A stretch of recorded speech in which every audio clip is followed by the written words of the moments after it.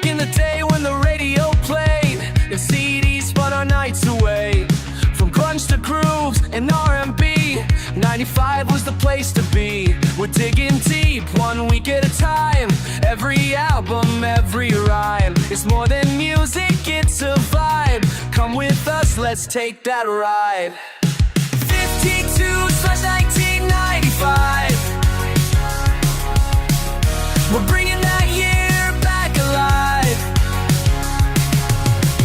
From basement tapes to billboard highs, rewind the sound, relive the drive.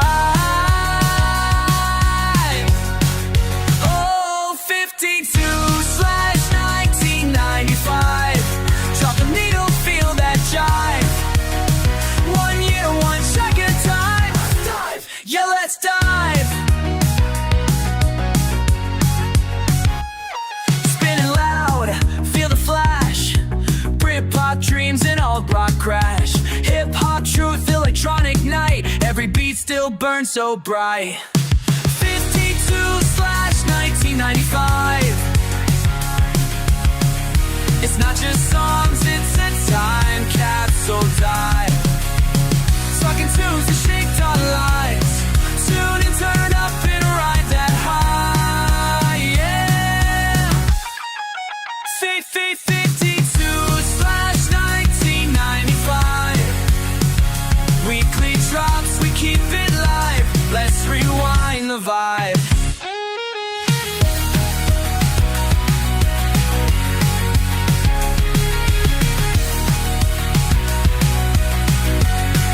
One album every time.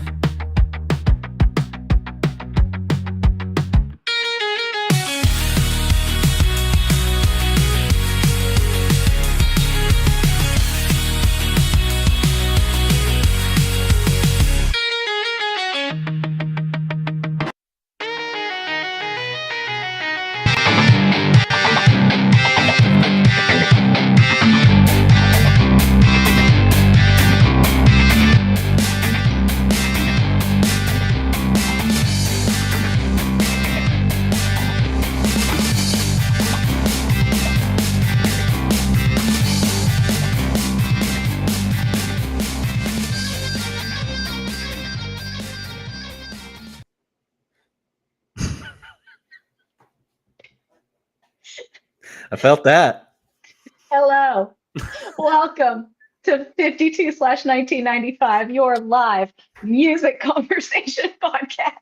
We're diving deep into the music of 1995. This is the first expansion into the 52 universe from our sister podcast, 52/1995 Movies.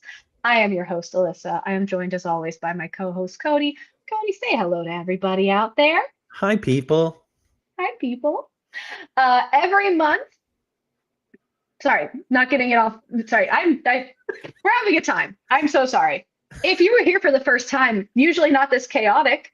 I just Always dropped this something very loud right before we started. You did. So I felt I it. did. My very full water bottle just that went thing never wants sailing. to stay up. No, it's also because I dented the bottom of it, so it's like kind of wobbly already. I just need to buy it. If you're here for the first time. Very happy you're here. So sorry that we're getting off on the wrong foot. But if you don't know, each week, 52 weeks in a year, right? We explore a different album from the year 1995. We're going to dive deep into the important releases, some of the not so important releases, everything in between, talk about them in detail, and I'll talk to my guest here about their thoughts and experiences with the music itself. And each month we will explore a different music genre. This month, July, we are moving forward with Hip Hop Month. So we've talked about hip hop all month, and this week's album is Lifestyles of the Poor and Dangerous by Big L. So, Cody, before we jump into chatting about this album, I want to hear your first impressions and your overall thoughts, because you were excited to listen to this one. I was really excited to listen to this. I never listened to Big L in the 90s or beyond the 90s or any time. But Big L is one of those guys that you see pop up on lists, a lot of lists of people whenever they're saying like their favorite, like who's the best, who's the best rapper, who's the best MC or whatever. he's always up there on the top of those, and especially among other rappers. Like, I think Eminem has said publicly a lot of times that Big L is one of his biggest like influences of how he raps, and some of those that he, says is one of the best. I know he's mentioned that a few times. So that's like that was the only thing I knew about Big L coming into this, is just that he's very popular and among other rappers especially, and he died young, and yeah, that's really all I knew about him before this. First impressions are, if I was I kind of wish that I had heard this in 95 or 98 or 99, maybe around the same time that I was listening to Eminem and ICP and all these other hip hop people at the time, because I think I would have such a bigger appreciation for Big L if I had listened to him at that time. I really enjoyed this off the bat. Like, I like this a lot, and I would like to, see his or listen to his other couple albums that he had before he passed away.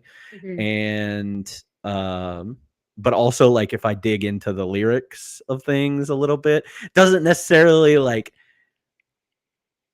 do it for me in 2025. Yeah.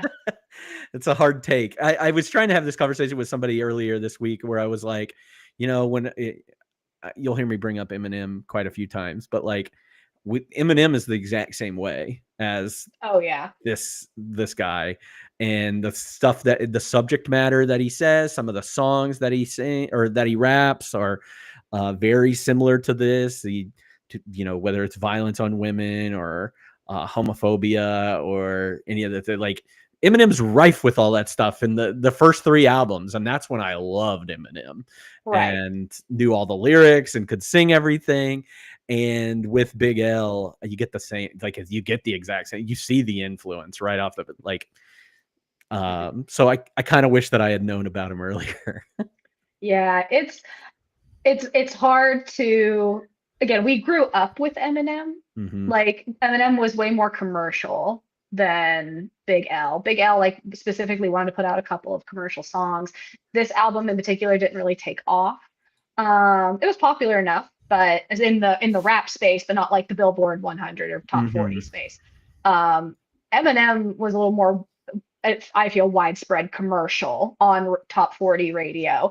But yeah, like, the songs that we were singing as kids in the early aughts, if those songs were written in 2025 and put out in 2025, no one would like them.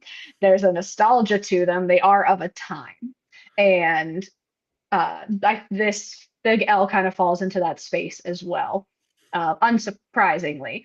And we've had this already, when we talked about Tupac, right? There's a couple of songs where, like, oh, like, there's some lyrics in here that were like, oh, do we like this or do we not like this? And it is difficult to not put on a 2025 lens while listening. Yeah. But at the same time, you can kind of appreciate it for what it was at the time, or understand how Big L influenced people like Eminem and got them to where they're at today. So we've listened to, how many have we listened to now? 4? Is this our 4th? Yes. 4? We're like, because these were all new to you. What was your first impression of this as in a comparison to the other ones? I thought it was fine. Yeah.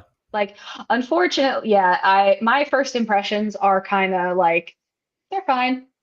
I think we went strong with, we maybe started off too hot or came in too hot with Tupac, or not. We didn't come in too hot, but, like, again, I never listened to any of these before. So listening to Tupac, I was like, oh my God, this guy's the GOAT. He's incredible. This is awesome. And unfortunately, my expectation was here for the rest of it, and no one's been able to really meet that for me up until now. And I do have some, like, comparisons between Tupac and Big L, especially, again, dying young by being shot. Mhm. Some of the subject matter and the lyrics, being born in New York, even though um, Tupac's considered a West Coast rapper from New York City, you know. Um, yeah, I was like, it's okay. I think Big L has a unique voice, like just Yeah. like the tone of his voice is unique. He can rap really fast. He's a very good freestyler. It also again in the compare, I think about he participated a lot in rap battles. It seems like historically, like that's kind of where he started, and that's really impressive. That is like an impressive feat to do, to Mhm. be able to spit something off the top of your dome. Like that's really cool. But I just thought it was fine. Mhm. And in post interviews, not from him but his producers, they're like, yeah, like this song's on there because he wanted something more commercial, or this song's on there because they wanted to lighten the mood a little bit because most of this album is so dark. And I was like, this is the mood lightener. Like it was fine. It wasn't bad by any means, but like I think with what we played with Jizza and Tupac and who we have last week, Bone Thugs, Bone Thugs, yeah. Bone Thugs, like, yeah, was Bone Thugs like my favorite? No, but the further away I get from Bone Thugs, I was like, you know what? That was a really unique and interesting group. They had funny songs, they had serious songs. It was wild. But all three of those, I think, are better than Big L. And maybe Mm. that kind of speaks to, again, he did die young, but maybe that kind of speaks to the legacy that they lead. Talk about Wu-Tang with Jizza, like Bone Thugs having a street named after them in Cleveland, Tupac being Tupac. Like these are all recognizable names. Yeah. I never heard of Big L before. I know you had, and you were like, this is the album that I'm excited to listen to. This has been on my to-do list essentially for music listening. Yeah, I just kind of thought it was fine. Yeah. And like maybe it has to do with the fact that this is Big L's only like commercial, like his only album that he released before dying. Like Yeah, everything, I think everything else was released after he died. So to go from what 95 to when did he die? 90, 99. 99, and without another album out there, maybe that goes towards it too. So like there is no there with Tupac, you have 5 albums before he even gets, gets killed. And Yeah. then like capitalization on the Tupac legend. Tupac has albums that come out ever since. So I Mhm. think I don't think there was enough in between for everybody to kind of jump on board the Big L train.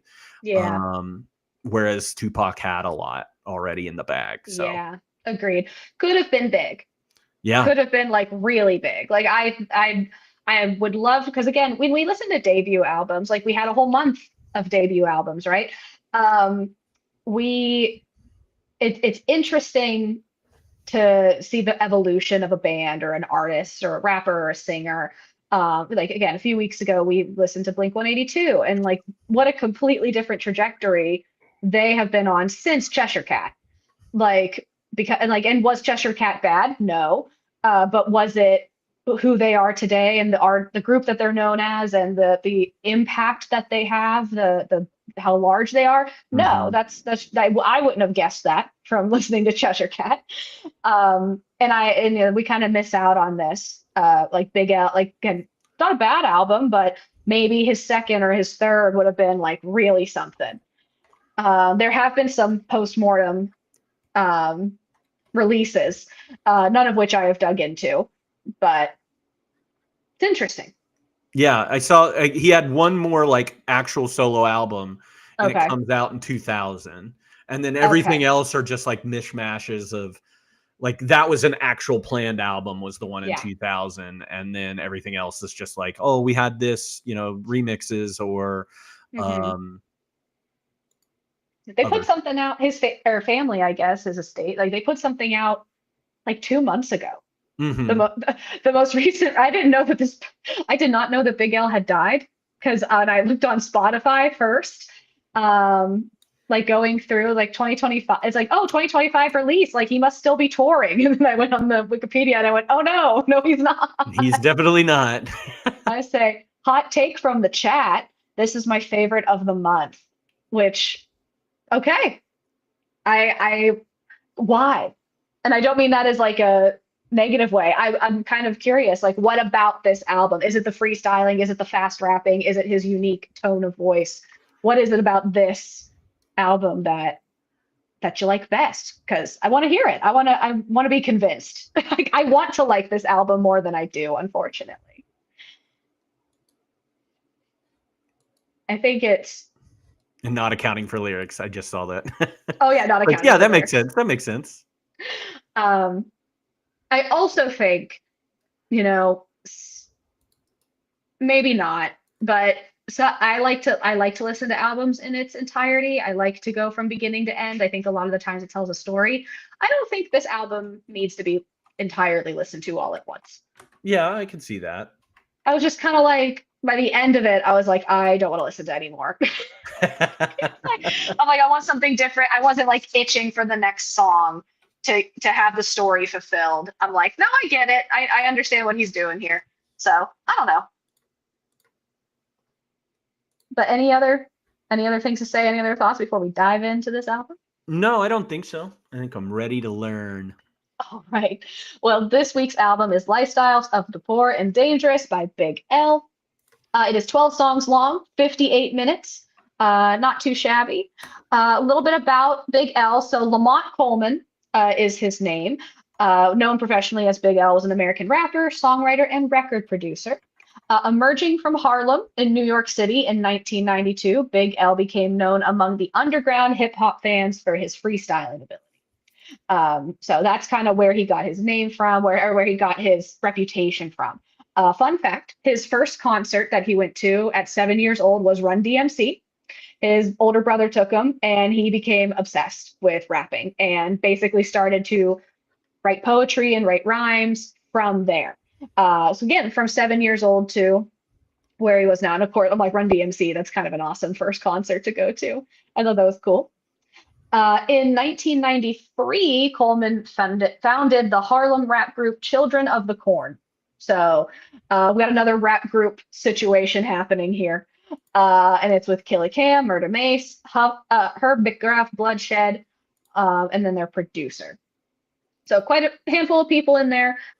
This gets more into the East Coast, West Coast feud that we've been discussing this year. Unlike, Wu-Tang, that kind of, was part of a rap group, was technically East Coast, but didn't really get into the drama of it. It feels like this group did a little bit. But I thought Children of the Corn was a funny group name. Well, isn't he also, and this might have been before, or this might be after Children of the Corn, there's the Digging in the Crates crew.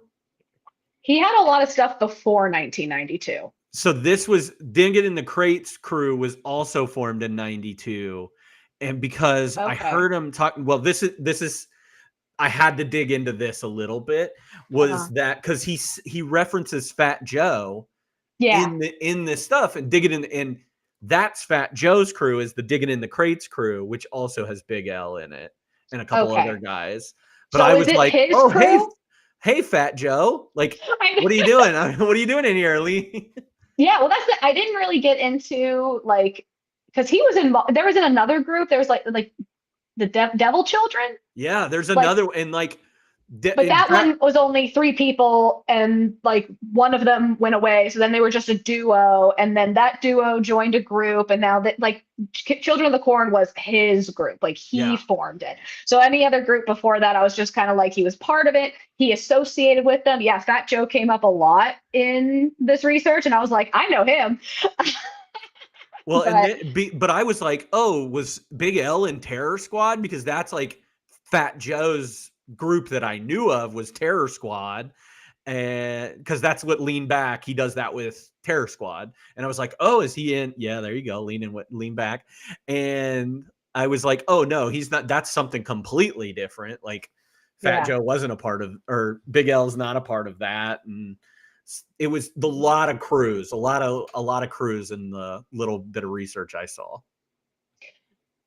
Yeah, a lot of crews. I also did not realize how old Fat Joe was. Yeah, 54. Yeah. I just didn't know. I was like, oh, like Fat Joe was in the 90s. Like I know him as again as Lean Back as the 2000s. Yeah. But I didn't know how old he was when that song came out. But yeah, awesome. How old is Jay-Z? Well, yeah, Jay-Z's name. That's another thing. Jay-Z was interviewed after Big L's death. And he's like, we were ready to sign him. We have the papers. We were going to bring him on because he left. He was signed to Columbia, and that's who put out Lifestyles of the Poor and Dangerous. Lost that record deal and was going to go to Jay-Z's record. Again, Jay-Z's okay. Beyonce just turned 50. Did she not? She turned 50? There's no way. She turned She's 40. young. I was about to say she's too young. She's like 42 or something now. Has to be. Let's just see. I can type 43. That's how old she is. I think she was born. I was gonna say she was born in 81. Yeah. But I don't know when. Jay-Z's significantly older than her. He might be 10 years older. 55. Okay. He's older than Fat Joe. He's older than Fat Joe. Again, but yeah, they're all kind of mixed in here. New York is a small town for Yeah. for rappers, apparently. Yeah, that sorry, I totally lost my train of thought. That's okay. I derailed you, I think, with No, it's fine. Yeah, the group there's too many. There's so many groups. like, and we talked about it a lot during I said I want like a documentary on East Coast versus West Coast.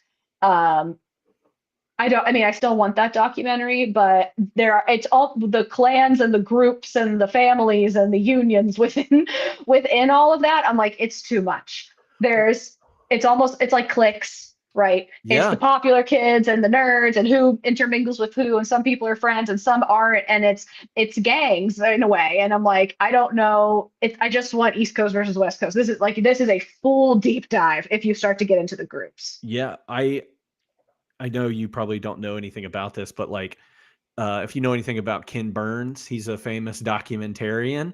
Okay. He did a documentary series like within the last 10 years, just about country music and like the roots of country music. And I'm like, I'm desperate for a Ken Burns 10-part documentary series. And each of those parts are like 2 hours a piece. And so I'm like 100% would watch a hip hop one. Would watch a hip hop all 10 episodes, 20 hours of just learning about hip hop. Because you could do an episode just on, okay, we're gonna do West Coast, okay, we're gonna do New York, we're gonna do Detroit, like Midwest, South. Yeah, you divide it up by region. Yeah, and I would 100% listen to that. New York might even be like 2 different episodes. You could do 4 hours on New York alone, just because that's true. You've got like Wu-Tang and is their own kind of thing, right? Well, then this is solely not like, are we only talking 90s? Because we enter in the 80s, like I'm like, oh my god, like when things are starting, and it's a lot. Yeah. It just keeps going. So it would be quite the deep dive, and you could do it by decade, or you could do it by region. You'd have to figure, some way to divide it up. It's like the Rock and Roll Hall of Fame when we went. Exactly. Sorry. Some more. Oh no, you're good. No, you're fine. Some more. Just some facts about Big L. So he did pass away. It was killed in a drive-by shooting in 1999 in Harlem. He was hit 9 times in the face and chest. Gerard Woodley was one of Big L's childhood friends. He was arrested 3 months later for the crime. Woodley was later released due to a lack of evidence, and the murder remains a cold case, which is interesting. However, there have been some people, some speculation. There's a book that came out. There was a lot. I got kind of confused, but what I gathered was that Coleman actually attempted to murder Woodley the week before he died. So I don't know if Coleman, or if Big L, if he was the hitman in that situation, or if he hired a hitman to try to get Woodley, and then Woodley's retaliation was to kill him or hire someone to kill him. I don't know. Either way, there was some things that happened. It's not that this was just out of nowhere. It seems that someone tried to kill Woodley first, and then this is Woodley, maybe, allegedly, getting back. Dang. I don't know. There's a lot of murder happening. There does seem to be a lot of murder. Yes. And 'Cause- even the album is all about murder, Yeah. mostly. Did you say that? Did you say the part about Woodley getting shot and killed? No, yeah, he did get killed Like in 2016. 2016. Yeah. Yeah, he was eventually, yeah. So he had another 20 years to go. Jeez. Impressive, but yeah, wild. 15 years after that, but yeah, there's a lot happening. In terms of like charting, this album debuted at number 149 on the Billboard 200. So broke the top 200, was number 22 on the top R&B and hip hop albums. So way higher in that space, but not hitting number one. I didn't see it on any lists of you must listen to this before you die. Mm-hmm. It did go to sell over 200,000 copies as of the year 2000. And it did have 3 singles, Put It On, MVP, and No Ends, No Skins. The first 2 did get to the top 25 Billboard's hot rap tracks, but the third one did not chart at all. So not like a huge success story for this album. There was in theory, allegedly, there's a documentary happening. The documentary is titled Street Struck, which is also a title on this album. So Street Struck, the Big L story. It was in the works since 2017 and has yet to be released. They were like, it's coming out in 2017, and then it just never did. So don't know if they ran out of money, don't know if they were still doing research, or if it just never came to fruition, if it ever will come to fruition. But yeah, there was one in the works, and it just never happened. Bummer. So that's all I got. Again, not a lot on him. He had, unfortunately, a very short career and short life. What song stuck out to you? Well, we already talked about, we haven't talked about it, but MVP as being one of the singles on here. I liked MVP. 8 Is Enough. Street Struck. The Graveyard, and Let 'Em Have It, L. Okay. I had a couple other notes on things like No Ends, No Skins or All Black. Like, I had a couple little notes on there, but for the most part, I didn't have like a ton of notes on the songs. Okay. I had all those plus No Ends, No Skins and Put It On, the first track on the album. Mm-hmm. Mostly because the Put It On I thought was interesting. There's so many lyrics. I pulled out so many lyrics this time, and I think it's I have a lot of lyrics too. And I, as opposed to like the previous weeks, and I think it's because they're so jarring. Mm-hmm. Like, I don't know if they're jokes. I don't know if they're serious. I don't know what's happening here. There's also a lot of pop culture references, which I feel like was maybe lacking in the last couple albums that we listened to. So I was like, oh, like, I know who that is. I know what they're talking about. So there's a little bit of that. But this whole album is about killing and fucking. Oh, yeah. That's it. And sometimes not, and both unwilling, or like with unwilling participants on both sides, you know? Yeah. Also, shouting out the homies. Oh, yeah. Loves a homie. On so many of these songs. I think Put It On, MVP, 8 Is Enough, the very last song, which is Give It To Him, L, they all shout out all of his friends, all of his crew. He wishes peace on people. He's like, I wish peace to this person and peace to this person. And I'm like, that is so lovely for someone who never chooses peace. Yeah. Like, never chooses peace, has not known peace a day in his life. Also interesting, on I think 3 out of the 4 that we've listened to albums this one, each album has a lesson song on it. Yes. Wait, that's Street Struck. Street Struck, where it's like, hey kids, don't do what I'm doing. Can we start with Street Struck? Yeah, absolutely. Because I immediately went, this is his version of Tupac's Young you know, and it's critiquing the gang lifestyle. It's saying it's taking away smart young men who could have a better life. And I like the play on words, street struck instead of starstruck, Mm-hmm. because it's like, I'm entranced or enticed by women and money. Like I can get a quick dollar, I can get all these women. I am drawn to this lifestyle. I don't feel like this is a genuine song. Okay.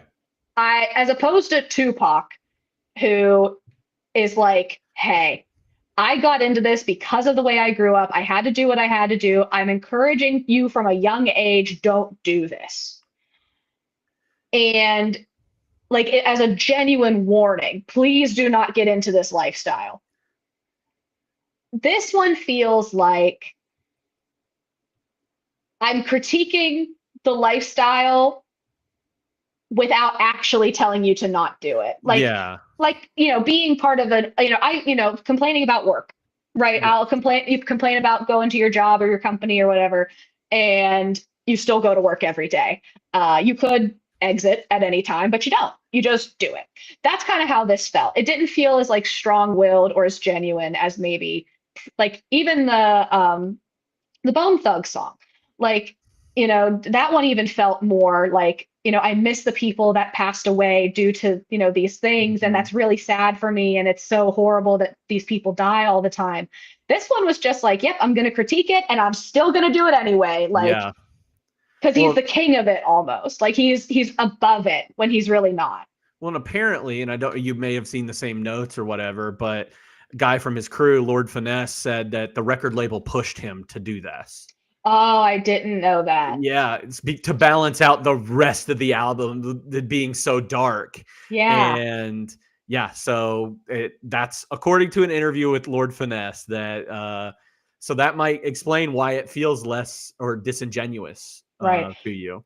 Yeah, because like even throughout the Tupac album, he seems to have regrets and warnings sprinkled throughout, right? Even though he's talking about killing and whatever. There is emotion, and he's like if I die tonight, like that's an emotional song. He talks about crying over his friends. Those are all sprinkled out throughout the entire album, not just one song.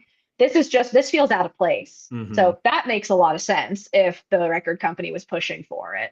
I do think it's interesting, and looking at like the Spotify playlist and everything, if you have an album that has explicit lyrics or anything like that, there's an explicit warning there. There's an E listed. There are 4 songs on this album that do not have that at all, and Street Struck is one of them. No cuss words in it at all.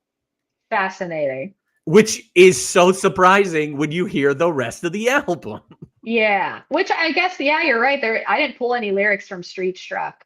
But I think it's interesting too, like, and I wonder how much this plays into that horrorcore. So this is like a new genre to me. You know a little bit about horrorcore because of ICP. Yep. But it seems that Big L was kind of foundational in creating the genre. Which is interesting because like or making it popular. No, yeah. And I think of, especially with like Big L, this is reminiscent of DMX to me a little bit. If we all know a couple DMX songs, but if you listen to some of his other songs, he talks about like there's a lot of like necrophilia in there and a lot of crazy stuff in some DMX songs. And I think like people go a little harder into that horrorcore than Big L does. Like Big L's just touching it. Yes, I was like, is this really horrorcore? But it is dark. It's a dark album. There's some pretty dark stuff, yeah. There's some, I guess, there's some dark stuff. It's just, I was expecting worse. I don't know. I mean, I not that murder is cute. Like, it's just interesting. I don't know. Anyway, what other ones do you want to chat about? MVP? Yeah, MVP, which I think is probably the poppiest song on here. Yeah, I think it's one of the better ones too. Like it's a I'm kind of full of myself song, which I'm the MVP, right? If rap was a game, I'll be MVP. That's one of the lines. And I'm like, okay, again, I feel like that's part of being a rapper is that you claim you're the best. I don't know if any rapper would claim themselves as not the best. It Other also, go ahead. Oh no, I was gonna say I don't even remember who was the person who started the Drake and uh Kendrick situation. J. Because Cole. was it J. Cole? I was like, because it was started by a third dude who was said, I think the top three artists are me, Kendrick, and Drake. Yeah. And they just completely ignored him and said, fuck you, J. Cole. It's between the two of us, and Kendrick's, there's no other competition. So, but again, that is like a shocking thing that there's like one person in the hip hop space who's like, yeah, like I'm in the top three. It's like, no, I am the best. J. Cole's got a right to that that title. Drake, I don't think so. J. Cole Drake's definitely. Drake's a pop star. Yeah. With MVP, again, another clean song, surprisingly. Mm-hmm. Has a sample in it that it was used by, and it did take me forever because it's an easy find. If you go to whosampled.com, you can kind of be like, hey, what's sampled in this song? And I was like, but I know that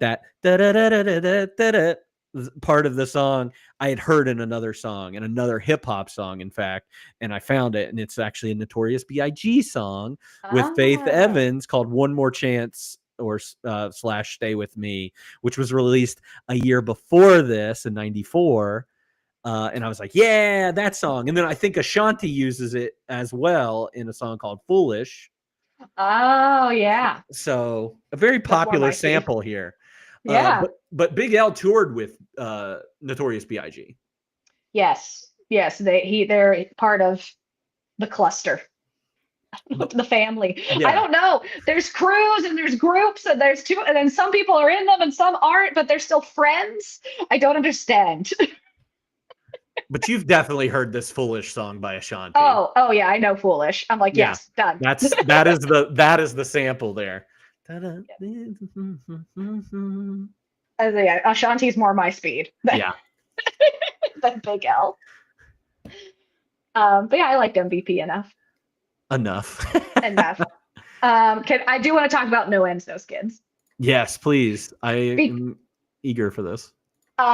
Because I immediately wrote, if you ain't got no money, take your broke ass home. And I also kind of feel like it's the counter song to No Scrubs. Okay, I like this take. I mean, it's kind of like, that's like not my music. Like, I think if I had to pair No Ends, No Skins, my pairing song for it is No Scrubs.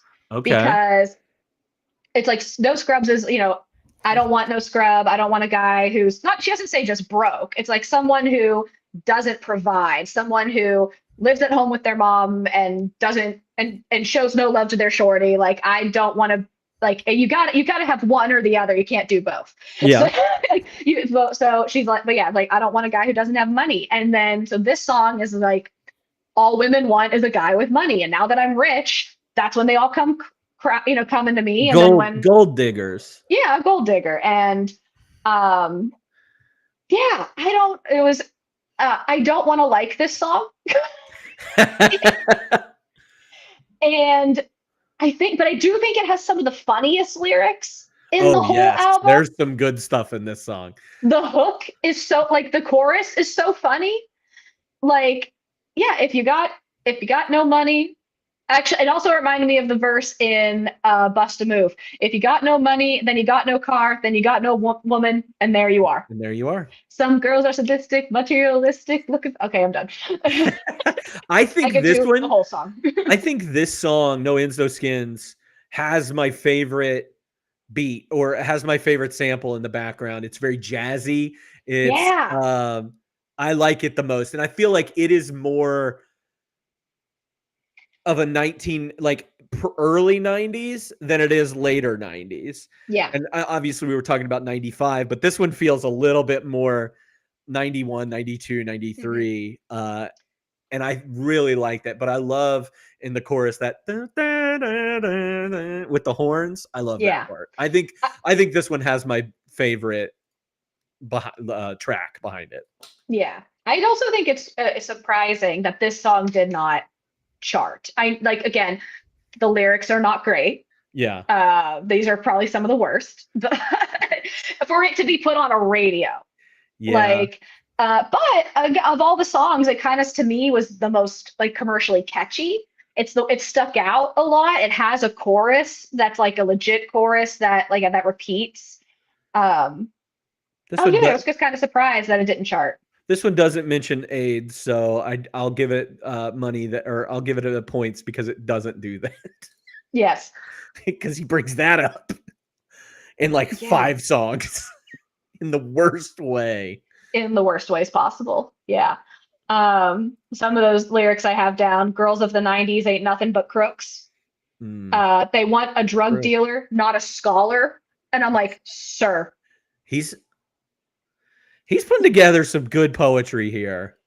He's very clever. But like again, this man is like, I'm gonna murder you a lot. I've killed that going back up on Put It On, got 35 bodies, buddy. Don't make it 36. That man called himself a scholar, which Hey, is, again, it was impressive, but I'm also like, I guess you can be a murderer and smart. Like those, I mean, you have to be if you want to get away with it. sometimes. But yeah, he's like, girls just want nothing but money. And here I am, this smart little nerd who just nobody likes me for my brain. And I'm like, you fucking incel. Wow. I took it in a direction. I You did. apologize. I just thought it was so crazy. It's like they don't want they want a drug dealer, not a scholar. And I'm like, you just said you were gonna punch her in the face, my guy. She asked, what was it? She asked for a ring. I gave one around her eye. I'm like, oh my God. Pearl clutching. It's crazy. There's some crazy lines. There's some crazy lines. Anything else about that one? I don't think so. What were we talking about? MVP? Or wait, no ends, no skins. My No, bad. it's so skin. Yes. We're doing great. 8 is enough. I love 8 is enough, and I think this goes towards. And I don't know if you had this down as well on your list of ones that you liked. Oh yeah, I did. Oh, okay. I think this goes towards like the Wu-Tang of it all. You know. Let's put my like- 8 besties on a track. Yeah, and that was the one not or like research that I did that I was like, hey, he said he wanted to get 8 people on a track and make it an actual song. He's like, I got it. We got it. We're fine. We got it. Yeah. Herb McGruff is, I think he keeps in Killa Cam and Herb McGruff are the 2 guys that come up the most frequently, and they are both on this song. Tara's the one who kicks it off. Mike Boogie, Trooper J, Big Boogie. Twan, Butta Bless. Yeah, it's like I just want to hang out with all my besties. Yeah, and Killa Cam is actually Cameron, rapper Cameron. And then who's the other one that's a different name? Oh, Mace. Mace is on these. You know Mace? No, You know Mace. I promise you know Mace. What is the song that I'm thinking of? What is like the song? MACE rap. MASE. He had a thing with Diddy too that he was like, not for me. Like a bad thing or a Oh yeah, they don't like each other. oh, okay. Yeah, I don't know. I might know it to hear it, but none of the songs that I just saw came up that I recognized. He's on Lean Back. Oh, okay. I'm just gonna keep doing this the entire show. Nice. Gangsters don't dance, just pull up your pants and do the rock away. Sorry, Lean. You're just listening to the music now. I'm listening to Mace now, and I'm just like, hell yeah, Mace is dope. There's also a lyric in here that I wanted to, again, the pop culture references. This is heavy with them. But I'm from the alley, not the valley. I'm hotter than Callie, wicked like Harry, and fuck Sally. I'd rather marry Hallie. Dope. And I'm like, I love that Halle Berry is just universally hot. It does not matter what generation it is, what decade it is. Halle Berry is it. And I mean, we talked about Halle Berry last year. Was last year, right, with the Flintstones movie? Mm-hmm. I'm like, she's just hot, and everybody knows it. Well, in the name of this song is a pop culture reference as well. It's there used to be a TV show called Eight Is Enough, which is about like it's like a Brady Bunch type of Oh, show. okay. That's the title of this album. Lifestyles of the Rich and Famous is what Yep, it's a play off the TV show, not the Good Charlotte album. not the Good Charlotte album. Not the Good Charlotte song. There were some Um, other ones that were on here. A lot of pop culture references. they reference Dazed and Confused. Mm-hmm.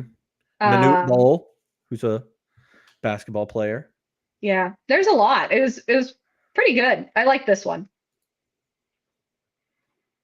No, I Uh, love this one just because I think I love um I love every verse in this. I think I like hearing the different styles. Even we get another one of these later with yeah. some more rappers. Hmm. Um I think that's in the Graveyard where we get our Jay-Z appearance. Hmm. Which people are always talking about. Well, like what I've read a little bit on Reddit about this is like people say that Jay-Z took over for what Big L was going to be. Oh, And interesting. people are all like, yeah, Jay-Z's better. I think he has the weakest verse on The Graveyard. Yeah, I think he's fine. He's fine because there are some moments there syllabically. I think I said that right. That I was like, that doesn't work for me. And you know that I am a person when syllables come into these things that I'm just like, that didn't work for me. Yeah. And it sounds better than that part in that Katy Perry song that I always said with she's a beast. I call her Their karma. karma. Yeah, She I eats her have a heart. whole problem with that whole verse, but Really? Oh yes, yeah. I do not like it. They fit, yeah. When people try and fit too many syllables in a place that doesn't need it, I hate it, and that's what Jay-Z did in The Graveyard, and I didn't like that. That's fair. The Graveyard is a very lyric heavy song. Like I pulled Mhm. so many lyrics from this song. Um, Jay-Z wishes he could rap like Big WR rap like Big L. Yes. Like gift wrap. Yes. And I like Jay-Z. Don't get me wrong. Like I like the Jay-Z albums that we're about to get in like 96, 97, 98. All the like that's some good stuff from Jay-Z. Mhm. Um Yeah, maybe it would have been different. Maybe he would have just kind of, if Big L like stuck around, he would have kind of just stayed a producer.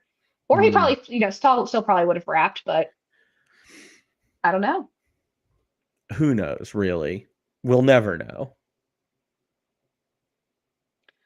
Um, we also get a Wu-Tang reference in we actually get a Mhm. Wu-Tang specific reference into Graveyard. They say protect your neck. I And love that line. I love that line so much because he says it so like hard. yes, and it sticks out. Like it's almost like he says it louder almost, but I was like, "Oh, I know what that means." Like me being stupid and listening to this album. I was like, "I know that one." He references a bunch of people, or they reference a lot of people in that song or in Graveyard as well. Other MCs like Redman gets brought up, and Jeffrey Dahmer makes an appearance in that song as Oh, well. oh yeah. Rappers Um, love Jeffrey Dahmer. they eat your heart out like Like Jeffrey Jeffrey Dahmer. Dahmer. Yeah, I'm on some Wu-Tang shit, so protect your fucking neck. Hmm. You love Wu-Tang. I do. There are so many like funny things in here too. Like because I'm a street genius with a unique penis, I don't know if I would call my penis unique. Like I don't like that's not necessarily like a compliment. Unique. I don't know. Um, talking filling about shooting people with so much lead they can use their dick for a pencil. Oh yeah, that was one of my favorite lines. I get more pussy by accident than most people get on purpose, which I thought was funny. Um, oh, this was new to me. I don't know things. So I got drug spots from New York to Canada because Big L be fucking with more keys than a janitor. I love And that line. That's so good. that one was smart. Keys being kilos. Like I say he sells crack. He has made that very abundantly clear in all of the songs. But I thought that one was very clever. I was like, very nice. Okay. Not that whole all those lines I just said were in like an 8-line bit of one another. That's Yeah. only a verse in this song. I But think that I one was wrote. pretty impressive. Yeah, I think I wrote a couple from this being my favorite lyrics Hmm. from the Graveyard, and that's why I wrote this down. Also because it has the appearance of Jay-Z on it. But Hmm. What about Let 'Em Have It, L? let him have it, L. Let him have it, L.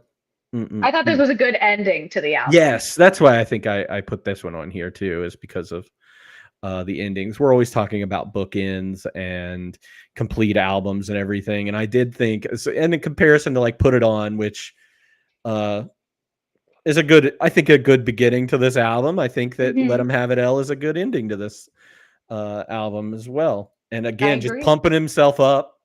Yeah. Just talking about how he's the best and he's going to kill you, whether it's lyrically or literally. Yes. Which I always love when, because of the four that we've listened to, anytime that somebody says, I'm going to kill you, and they say, I'm going to do it with the pen instead. Yeah. Like, I love that too. Big L does both. He's like, I will kill you, because we didn't even talk about it. Somebody in chat mentioned the beat in All Black. That song is probably the hardest. Like I just wrote in the notes, he is going to kill you. Yeah. There's so many times during this album where I'm like, he's going to kill you. Yeah. Like, you're going to die. I'm just listening to the song and I know that he is going to hurt my life and Yes. feelings. Mhm. And he will probably make fun of me and then kill me at the same time, Yes. which will double The- hurt. He literally, in one of the songs, I can't remember which one it was, but he's like, I don't know, I don't think it was All Black, but like his appearance, he always wore all black, like always. That man he was not flashy, he did not do jewels, like, but he says like, you'll never catch me in polka dots is one of the things he says. And like I saw an article that was like, oh, he would probably be like not so thrilled with how rappers are today. Like I think about like Tekashi 6ix9ine, like what a ridiculous human he looks like, right? The colors and the everything and the ridiculousness. So yeah, he would make fun of that guy and probably kill him. Yeah. There's a couple times in Let 'Em Have It, L. Sorry that we bought back and forth between All Black and this. Yeah.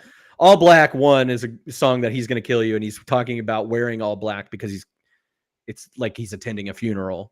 That's smart. Yeah. See, would you rather have a scholar or a drug dealer? Scholar. I would much rather have a scholar who is not also a drug dealer. He is both. That's the problem. I going back to Let 'Em Have It. It's like each verse he's talking about how he killed somebody. Yeah. Well, and he throws his grandma in there. Oh yeah, he'll kill her too. Even if my grandma violates, she got to go. And I was like, Grandma, no. Then see, this is maybe why I don't like it, but like compared to, I love, like, Tupac had respect for his elders. Like, he had a whole weird song about his mom, and he's like, you know what? Even though you fucked up left and right raising us, I love you and I respect you. And again, there's like something to be said about having some kind of a code, I think. This guy doesn't care about a code. He says, no, there's no code. He even says, like, I take lives with no pride. I just committed a homicide. Yeah, he just doesn't care. I don't know. Maybe I think that's scarier. That lends to the horror of it. Like, I don't care about any of this. It's the, it's not psychopathy. It's sociopathy. Like he's a sociopath. Yeah. Like this, they're almost scarier than a psychopath because the whole not really being able to feel anything. No, that's fair. This is definitely like a scarier. Yeah. Like I want to hang out with Tupac. I don't want to hang out with Big L. Yeah. And Big L, it doesn't feel like he's angry ever. Like the lyrics sound angry, but he does not sound. He's like even when he's saying it's very matter of fact, like which is what a sociopath is. Yeah, like in a way, just like I'm here. I don't feel regular human emotion, and that's what it is. Big L's knocked out so many teeth. The Tooth Fairy went bankrupt. That one was good. That one was funny. I did like that one. So, anything else about these songs? Let me look. Let me go back to my notes here and see if I wrote anything. I just wanted to say, okay, let's see. Way different. This felt very different than the gangster rap of Tupac and um, Bone Thugs to me. Yes. And I think that's because it did feel like the early 90s. Uh-huh. But like all of the lyrics wise are that gangster rap style. Yeah. And again, he has like, I can't describe the tone of the voice. It's almost higher pitched. Yeah. Like I think about Tupac's got a deep voice. Like Mhm. like it's a very unique, distinct, deep sound. And Big L's is a little higher. Mm-hmm. And he also raps really fast. There's just something about his tone that makes it just sounds different. It's not like that deep, deep voice that I think of when I think of gangster Yeah. rap. Like I think about Fat Joe's voice. I think about even Busta Rhymes, like all these guys who have these like who are basses and Yeah. and not tenors. I feel like if Big L was to sing, he'd be a baritone or a tenor. Yeah, that's actually one of my comparisons or one of my pairings is a rapper that is very similar in this. They rap a little bit of different about different things, but I still have one on my pairings. So, All right. yeah, that's it. Like I think we nailed on everything that I was saying, or that All right. we've talked about: horrorcore, jazzy tracks, the It's style, unique. the flow, the hooks. Yeah, it's definitely. So what's unique. your favorite song? I think my favorite song is 8 Is Enough. That's a good one. It's a good pick. I think that's it. Mine, unfortunately, is No Ends, No Skins. You liked No Ends, No Skins, and that's hilarious to me. Well, I also did not know what half of the lyrics. Again, I compared it to No Scrubs, and I was like, because I'm an idiot. You're not an I thought idiot. I just think that, I mean, you like what you like. I thought it was funny. Yeah. Like if we subtract the violence part, I just thought it was funny. Like again, if you like, you're like not going to be knocking boots. Like knocking boots was a phrase he used in the chorus, and I was like, that's hilarious. Like, yeah, I just thought it was silly. I wouldn't give a chick 10 cent to put cheese on a Whopper. Insane. Which is He's- right before he says the whole thing about giving her a ring and around Yikes. her eye. Yeah. Big yikes. What's your least favorite? Where is it? I didn't write it down, but it's the one where he says that I'm going to basically essay somebody and give them AIDS. Oh, I don't think I got to that lyric. Yeah. Jesus Christ. Yeah, there's a lot of that, and that's another reason like that I was like, I don't I know. did see he said the F word at A some lot. point. Oh, yeah. I mean, yeah, a lot, but definitely. I was like, oh, maybe it's hello. this one. Maybe it's Danger Zone, even though there's a crazy line in this. Oh my God. No, it is Danger Zone. Danger Zone has the gnarliest lyrics in it. He says, I never wear rubbers, bitch. If I get AIDS, fuck it. That's one of them. But there is another song where he says, I'm going to do this on purpose. I don't like that. Yeah, it gets fucked up a couple of times. And Yeah, this I is don't the like same that. song where he says, they said a real man won't hit a girl. Well, I ain't real because I beat bitches up. Yeah, there's a I'm the, lot of I'm the that. I'm the type. This one's terrible. No, I'm not No, even gonna say. don't, No, don't it's have, no. it's about Jesus. So Oh yeah, Yeah. yeah, it got weird. It did get weird. I get that it's horrorcore. Like I think it's supposed to be jarring, it's supposed to be shocking, it's Yeah. supposed to be upsetting. I don't like it. so maybe that one. Yeah, good pick. I would probably agree. I did not realize what those lyrics were. I put lifestyles of the poor and dangerous, solely Hmm. because it is the title track, and I expected more from it. I Yeah, was just kind of bored listening to it. I was like, I could skip this one. that makes So sense. was bummed out that that was the title track, and then it didn't really deliver. Favorite lyrics. Yeah, we've touched on a couple of them. Do you want me to run down mine, or you want to do yours? I First? only have a handful. I mean, So I've got like 6. So I've got less. Let him have it, L. He says, a lot of rappers talk that murder shit and couldn't kill time. I like that one. I thought that was Mhm. clever. I have two from MVP. L's a clever threat, a lyricist who never sweat. Comparing yourself to me is like a Benz to a Chevrolet. And I like that. I was like, oh, that Yeah. was cool. Um, this one's just insane, and I also think it's funny because someone in the background goes, "Chill," like I have this one. you have it. And since I'm looking slick and my pockets are thick, I need surgery to get chicks removed from my chill. Ew. Chill. I thought that was great. That was funny. It's like, bruh. So what do you got? I had battles, I lose none. I make crews run. I get fools done. Got 10 fingers, but only use. Hmm. That's a sick line. And people, I don't need a gun for you, none of you, because I can kill you dead with the lead from my number 2. Pencil. Got Once it? again, yeah, that man's gonna kill you, whether He it's will kill you. with lead specifically.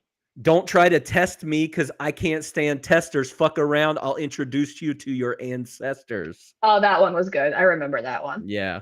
And then the Big L be lighting people like incense, getting men lynched, and then win tents. I'm killing infants for 10 cents because I'm a Yeah. street genius with a unique penis. Got fly chicks on my dick that don't even speak English. Yeah.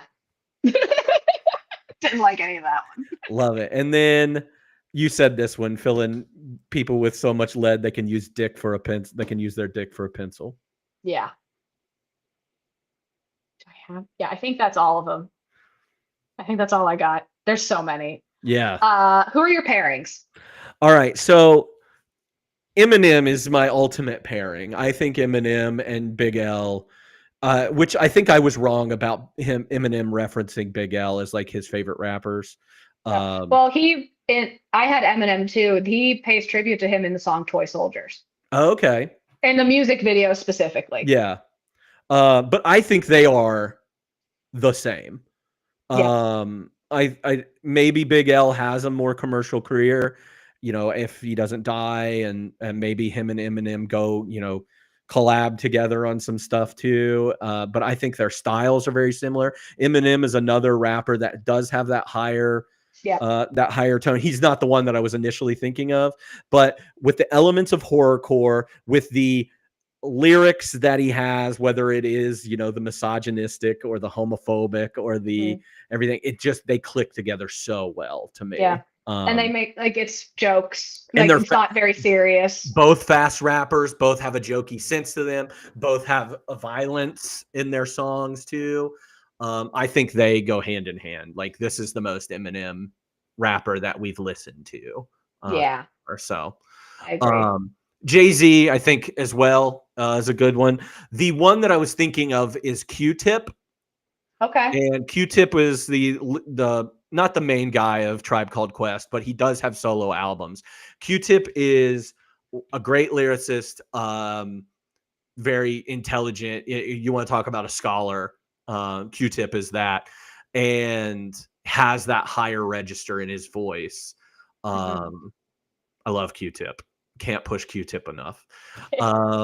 Digital Underground is another group that I would, throw out here. Digital Underground does the Humpty Dance.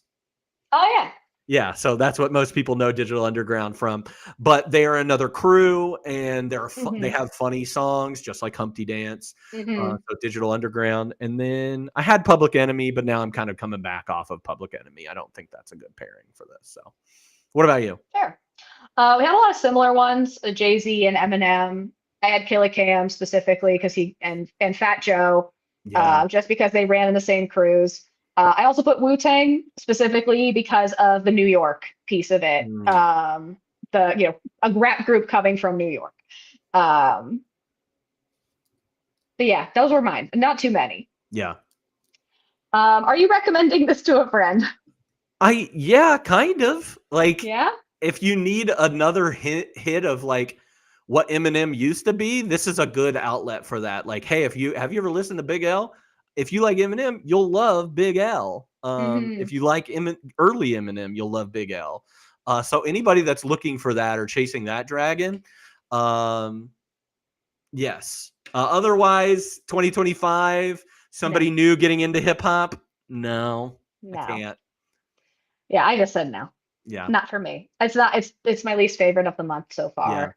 I think there's better out there. It's fine, but this isn't my go-to that I'm going to recommend to somebody. Yeah.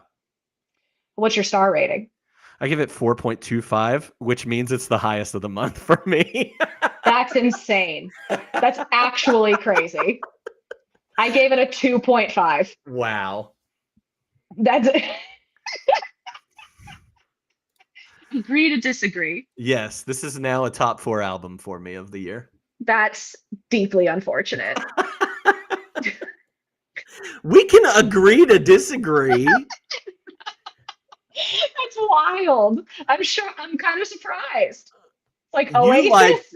You like Tupac way more than I liked Tupac. That's fair. That's fair. I gave Tupac 5 stars. So Yeah, and I almost went 2 points lower on Tupac than that. So wow. yeah. So Just got different styles. You also are we're a big, Eminem fan. huge growing up. Eminem fan, and love that 90s beats that are behind all this stuff. Is so Yeah. good. Like I've had it's playing all in the background, like so low. Like the volume on it is so low in my headphones, but it's Mhm. just like that jazzy dun-dun, dun-dun, like, and I could listen to that and talk to you and have a conversation, be completely good. Yeah. Fair. So my B. No, it's not bad. It's funny. I like disagreeing because I just feel like we agree a lot. So when we don't agree, it's shocking. And then our chatter said this was his favorite of the month. That's true. You and Chatter we're like this. We are like that. We should kiss. You should kiss. Absolutely. Yeah, that's crazy. I'm sorry. I feel like I No. disappointed you. You're gonna hate me forever. I'm not gonna hate you forever. Well, thank you, Cody, for being here, for having this conversation, for disagreeing with me. I appreciate it. Before we wrap up, do you have any recent recommendations for music? What you've been listening to this week? Do I have any recent recommendations? I think I already recommended my one from last week. I did finally listen to the PD album, the PD USA one that I had talked about, and I love it. Nice. I think it's really good. It's called The Yips. So that is my recommendation, is PD The Yips. And then I had a friend also recommend to me this song called Either by Tiny Habits, and I'm really enjoying that. So we played that. I played that in the That was car a good one. earlier. Yeah, it was a good one. So that's what I've got to recommend. What about you? Nice. I genuinely have not been listening to a lot. I just not anything new. I was working and out of state this week, so I listened to a road trip playlist, and that's every one hit wonder from the 80s that you've ever can think of. So that was that. But Tyler Childers, who I'm a big fan of, he just came out with a new album yesterday. I haven't had a chance to listen yet, but that is on my to-do list. I'm very excited. I would say outlaw country, very, very Tennessee, not pop country. Highly recommend Tyler Childers. Just haven't listened to the new album yet, so I hope it's good. I'm sure it's good. Mariah Carey has a new song out. Oh yeah, she's coming out with a new album, I think. Yeah. Like a whole new album. Yeah, this song is called Sugar Sweet. Just came out. We'll have to give it Sammy Ray and the Friends and the band Camino both had albums that came out as well. Oh, Sammy Ray and the Friends had just put out a cover of "Lay All Your Love on Me" by ABBA, and I've been listening to that a lot. They've got a cover of, on their new album, of "Moving Out," the Billy Joel song "Moving Out," Anthony's song. So fun. And then Sophie Tucker has a remix of "Let the Bodies Hit the Floor." Oh, I gotta listen to that very soon. Amazing. All right. Well, Again, thank you for being here. If you, as I, for those of you who are out there, if you're looking to get any more information about our podcast or the 52 universe, or you want to share your own recommendations, we've got a Discord server that you are welcome to join. And you're welcome to follow us on Instagram too. That's where we post, when and who we're going to be listening to each week. Next week, we're back to our regularly scheduled programming on Tuesday. We are covering finally the long-awaited Gangster's Paradise by Coolio. Very excited. That's going to wrap up July Hip Hop Month. So please tune in next Tuesday. Thank y'all for being here today, and we'll see you next time on 52/1990.